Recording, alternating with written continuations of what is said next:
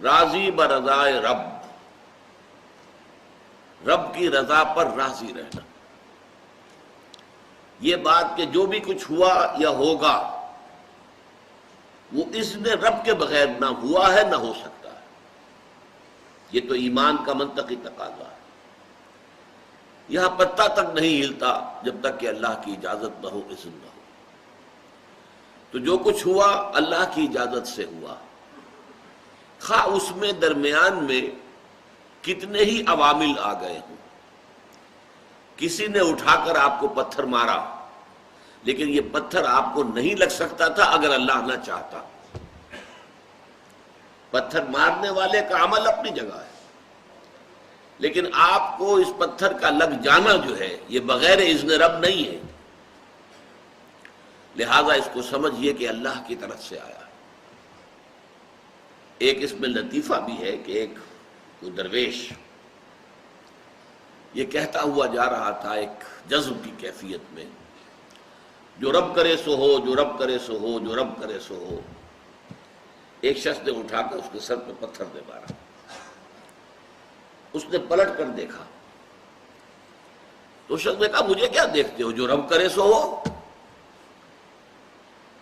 تو اس درویش نے جواب دیا کہ یہ پتھر مجھے تو رب کے مارے ہی لگا ہے، لیکن میں دیکھ یہ رہا تھا کہ بیچ میں منہ کس کا کالا ہو گیا، کس نے اپنے لیے جو ہے وہ عذاب اللہ کا کما لیا. ورنہ مجھے بہرحال یہ پتھر لگا ہے تو اس میں اذن رب شامل ہے. اچھا، اب جو شے اذن رب سے ہو رہی ہے، بندہ مومن کا اگر اپنا تعلق اللہ کے ساتھ مخلصانہ ہے، اس میں منافقت نہیں ہے، اس میں ریا نہیں ہے، اس میں دھوکہ نہیں ہے، اس میں فریب نہیں، مخلص مخلصین لہ الدین،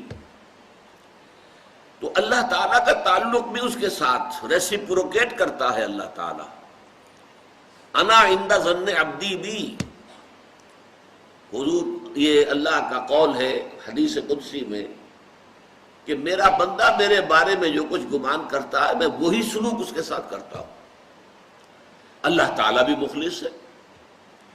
اللہ تعالیٰ کی مرضی کے بغیر کچھ نہیں ہو سکتا، تو یقیناً جو کچھ ہوا ہے اس میں میرے لیے خیر ہے.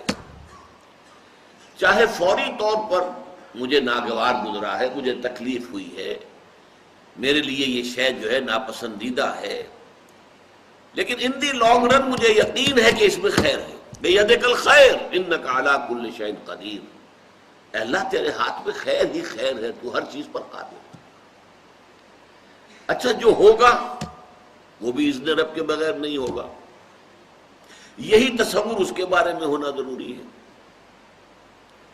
اسی کا نتیجہ یہ نکلتا ہے جس کو قرآن مجید بار بار کہتا ہے، بار بار کہتا ہے، بار بار کہتا ہے، لا خوف علیہم ولا هم یحزنون. کیا مطلب اس کا؟ نہ ان پر کوئی خوف ہے نہ حزن سے دو چار ہوتے. عام طور پر یہ سمجھا جاتا ہے کہ یہ آخرت میں ہوگا. آخرت میں تو بتمام و کمال ہوگا، دنیا میں بھی ہوتا ہے. خوف کس بات کا بھائی؟ ہوگا وہی جو میرا رب چاہے گا. وہ میرا دوست ہے، میں اس کا ولی، وہ میرا ولی. الا ان اولیاء اللہ لا خوف علیہم ولا هم یحزنون. جو اللہ کے ولی ہوتے ہیں، اللہ کے دوست ہوتے ہیں، ان کے نہ کوئی خوف ہوتا ہے نہ حزن ہوتا ہے. خوف کس بات کا؟ ہوگا وہ جو اللہ چاہے گا، اور جو کچھ اللہ چاہے گا اس میں کوئی نہ کوئی خیر ہوگا، چاہے فوری طور پر مجھے نظر نہ آئے. قرآن کہتا ہے سورہ بقرہ میں عسیٰ ان تکرہوا شیئا وہو خیر لکم وعسیٰ ان تحبوا شیئا وہو شر لکم. عین ممکن ہے کہ تم کسی چیز کو ناپسند کرو درحالے کہ اسی میں تمہارے لیے خیر ہو، اور عین ممکن ہے کہ تم کسی چیز کو پسند کرو درحالے کہ اس میں تمہارے لیے شر ہو. اللہ یعلم وانتم لا تعلمون، اللہ جانتا ہے تم نہیں جانتے. تم افعال و اعمال و احوال و واقعات کے ظاہر کو دیکھتے ہو، اس سے متاثر ہو جاتے ہو. اس کے پردے میں کیا مشیت اذنی ہے، کیا ارادہ خداوندی ہے، اس کے پشت پر کیا چیز ہے جو اللہ تعالیٰ کو مطلوب ہے، یہ ہمیں نظر نہیں آتا. We are short sighted. ہماری نگاہ جو ہے بس کچھ دور تک جاتی ہے، اس سے آگے نہیں جاتی. لہذا افعال و اعمال و احوال و واقعات کے صرف ظاہر پر ہماری نگاہ ہے، باطن پر تو ہے ہی نہیں. لہذا ہم اس سے متاثر ہوتے ہیں. تو در حقیقت ایمان کا حاصل الا ان اولیاء اللہ لا خوف علیہم ولا هم یحزنون. اللہ کے دوستوں پر نہ کوئی حزن ہے نہ خوف ہے، کوئی سوال ہی پیدا نہیں ہوتا. اسی طریقے سے قرآن مجید جو ہے بلند ترین مقام جو انسان کا ہو سکتا ہے، اس کی تعبیر کے لیے الفاظ استعمال کرتا ہے رضی اللہ عنہم ورضوا عنہ. اللہ ان سے راضی ہو گیا، وہ اللہ سے راضی ہو گئے. یہ باہمی رضامندی ہے، دو طرفہ. دو طرفہ اللہ کے ساتھ تعلق ہوتا ہے، دو طرفہ تعلق ہوتا ہے. تم اللہ سے محبت کرو گے، اللہ تم سے محبت کرے گا. تم اللہ کے ساتھ مخلص ہوگے، اللہ تعالیٰ تمہیں واقعتاً اپنا مخلص بندہ بنا لے گا. تم اللہ کی طرف چل کر آؤ گے، اللہ تمہاری طرف دوڑ کر آئے گا. تم بارش بھراؤ گے، اللہ ہاتھ بھرائے گا.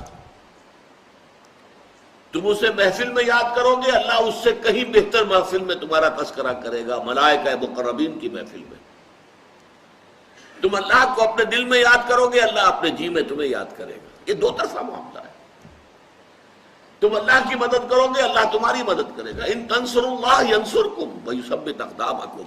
اگر تم اللہ کی مدد کرو گے، اللہ کی مدد سے مراد کیا؟ اللہ کے دین کی مدد، اس کی نصرت. اللہ تمہاری مدد کرے گا. یہ رضی اللہ عنہ ورضوا عنہ سورہ مائدہ میں بھی آ رہا ہے، سورہ توبہ میں، سورہ مجادلہ میں، سورہ بینہ میں 4 مرتبہ ہے.